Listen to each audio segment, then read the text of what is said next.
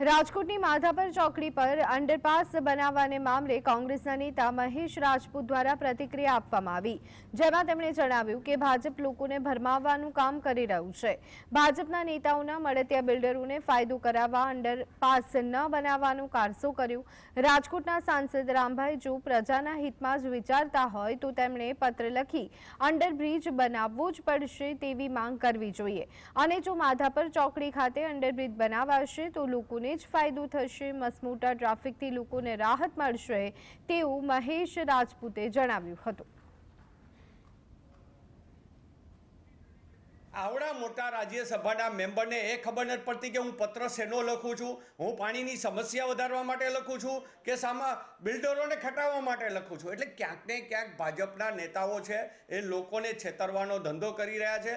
જો રામભાઈ મોખરિયા હોય કે રાજકોટના સાંસદ હોય પરસોત્તમભાઈ રૂપાલા એ સ્પષ્ટ મીડિયા સમક્ષ અને પ્રજા સમક્ષ આવી અને એવી સ્પષ્ટતા કરે કે આ અંડરબ્રિજ કેન્સલ નહીં થાય, બિલ્ડરોને ખટાવવામાં નહીં આવે અને લોકોની સમસ્યા છે એ દૂર કરવામાં આવશે, તો આપણે એવું માનીએ કે આ ભાજપને સરકાર પદાધિકારીઓ એ લોકોના હિતમાં કામ કરે છે। બાકી આપણે સ્પષ્ટ માનવાનું જ રહેશે કે પહેલાં પણ બિલ્ડરોને ખટાવ્યા અને પ્રજાના પસીનાના પૈસા છે એ હવે કોન્ટ્રાક્ટરોને ખટાવવાનો ધંધો ચાલુ કરી